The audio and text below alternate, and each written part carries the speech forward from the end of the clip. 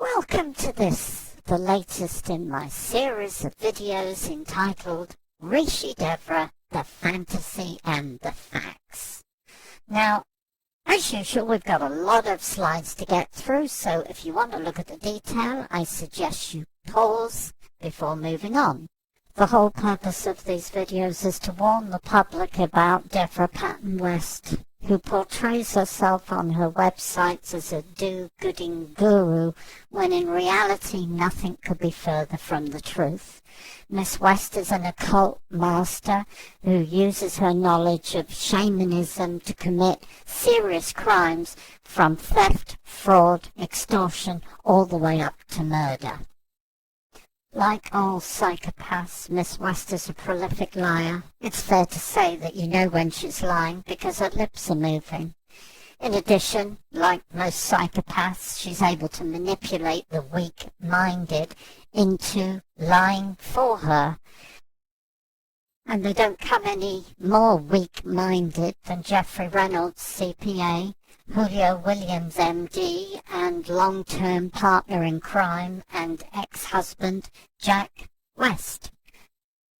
And it doesn't matter how outrageous the lies, like the one shown on the screen now, where Miss West asserts that she's holding open the gates of time. As we've explained in previous videos, Miss West's business model, based as it is on theft, fraud, extortion and violent assault, is basically a cult. It's all about the money, stupid. It's nothing to do with spirituality. It's all about the money. Let us now quickly review a statement that the whistleblower received from an ex-student in 2009 by the name of Elaine.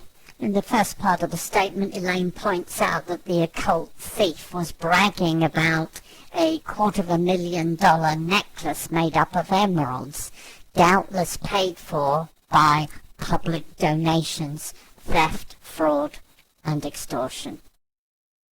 Elaine goes on to suggest that a warrant be obtained to search her house, where she suspects she's hiding at least $1 million in jewelry. Elaine then goes on to give advice about countering the black magic that Miss West uses.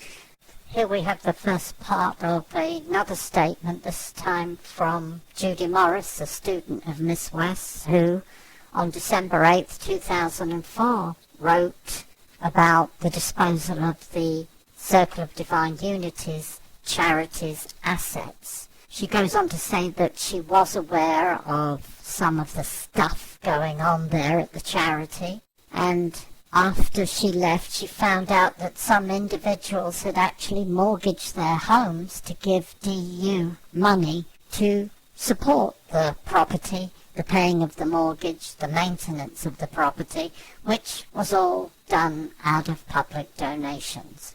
Judy states that Miss West told these people that the more they gave, the closer to God they would be. In the second part of her statement, Judy refers to the fact that there were several donors in Europe, some of them giving large sums of money, in the belief that their funds were going to be used for charitable purposes. Of course they weren't. They were stolen by Miss West. Here we see a statement from Sherilyn, an ex-student, sent to the whistleblower in 2004.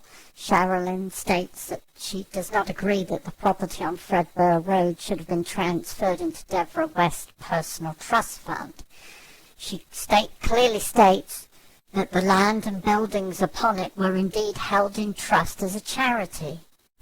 And while she's not particularly interested in recouping any money that she donated, she does not wish to see Devra West profit from this. Well, Devra West did profit from this, to the tune initially of at least $6 million, which was the value of the property at Fredborough Road, which she stole from the charity and put in her trust fund, and then $4 million plus worth of artwork and valuables that she stole and hid in a lockup for 10 years before auctioning them off later in Arizona. On the screen now are some images taken from Devra Patton West's website in 2014. Bold as brass, and having told a court under oath in 2009 that all of these valuables and artwork pieces were a figment of someone's imagination, in 2014 she sends them off to auction and posts images of them on her website in Arizona, believing that nobody is going to notice. And what difference would it make if they do, as most people who put their head up above the parapet quickly put it down again after they're threatened with murder or become the victim of a campaign of psychic attacks 24/7, 365 days a year.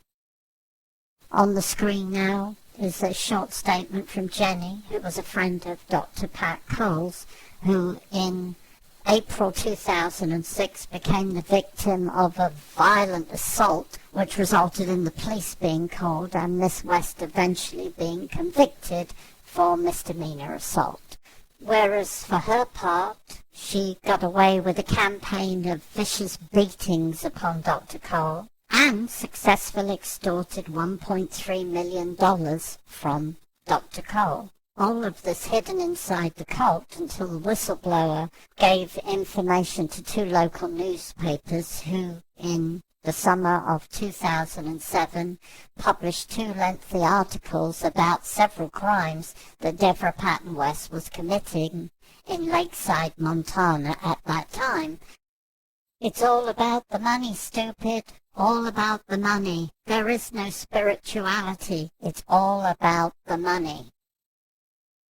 And to show that this is the case, let's quickly review a statement that A.J. White, a former board member of the charity The Circle of Divine Unity, gave the whistleblower in 2004. On the screen now is the first part of A.J. White's statement, where she states how Devra West needed personal assistants at her beck and call all the time, who were all verbally, emotionally, spiritually, and sometimes physically abused by the dangerous psychopath.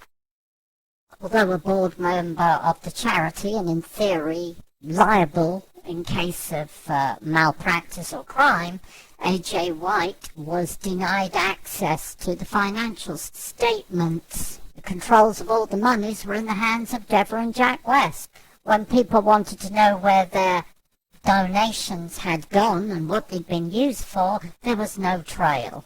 AJ goes on to talk about a donation of $80,000 coming from a wealthy donor that Miss West diverted away from the charity into her own pocket as a contribution towards a $100,000 legal fee bill that her son had at the time.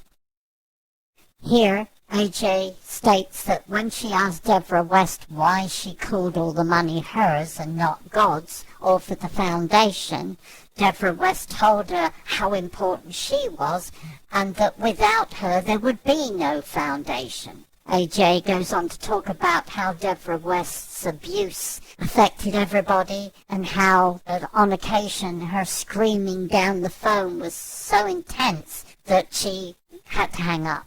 She then goes on to detail an attack on another employee, Susanna Felder, which left Susanna Felder missing a part of her scalp with her hair on it that Miss West ripped from her skull.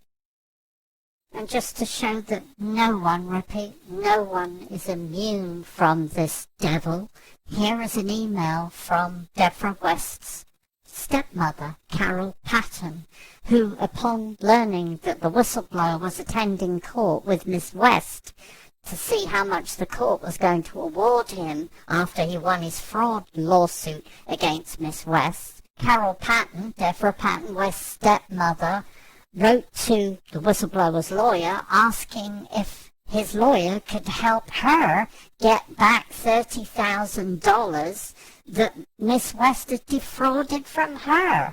If you go to one of the websites mentioned at the end of this video and navigate to the audio recordings page, you can review a few small excerpts of the recording that the whistleblower John Watson made when he phoned Carol Patton, Devra West's stepmother, to interview her about the $30,000 that Miss West had defrauded her out of. In the email above, Carol Patton refers to the $33 million, yes, $million, that Devra Patton West was expecting in as an investment. This would be for the fraudulent application of millions in government grants for a spa complex, which Miss West was depicting on her website as already being in existence. And to do that, she was using photographs of somebody else's property. And not only without their permission, but after they had repeatedly over a 2-year period asked Miss West to stop misrepresenting their multi-million-dollar property as belonging to her. But if you point out this criminal behavior to Miss West, she and the senior members of her cult will say, no, she's not a criminal. She's a virtuous person. It's the truthers that are the problem. And if you point out that in 2008 Miss West was convicted for assault, she'll say, oh, no, that's a misunderstanding. And if you point out that in 2008 Miss West was arrested for criminal check fraud, they'll say, oh, no, that too was a misunderstanding. And if you point out that also in 2008, Miss West was forced to become the subject of a sheriff's sale to make her pay her Montana creditors $2 million in court fines and interest, she'll say, oh, no, that's a misunderstanding too. Well, there was another misunderstanding in 2009 when Miss West was arrested for felony theft. And on the screen now are a long list of misunderstandings that occurred to Miss West while she was operating in Montana. But of course, once you understand that Miss West is running a guru cult extortion business and that most of the crimes are kept hidden inside the cult, everything falls into place. And after all the bad publicity and the multiple appearances in court as the defendant in fraud-related lawsuits, Miss West and the cult decided it was time to leave Montana for fresh hunting grounds. And the fresh hunting grounds are Cave Creek, Arizona. So on the screen now is more bullshit from the occult thief who, having dropped her Montana identity, which was Soraya Ma, she's now calling herself Rishi Devra. The names may change, but the bullshit and the lies and the misinformation and the deceit continues. Look at the screen, read the information. It's all lies, it's all false, and none of the information on her website will mention any of the crimes she committed in Montana. And here are the liars for hire, chief amongst them Jeffrey Reynolds, who, when Miss West needed to move away from Montana, suggested that she go prey on the community that he used to live in up until 2006. I'm sure his old neighbours and ex-business associates will be forever grateful that this loser invited a parasite to come and live amongst them.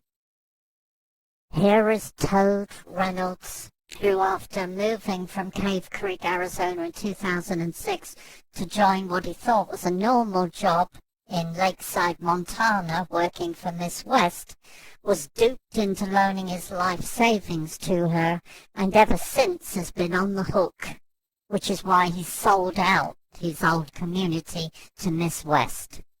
And why last year he posted this statement on social media, hoping that he could lure members of his old community into also becoming victims of this dangerous psychopath, Devra Patton West.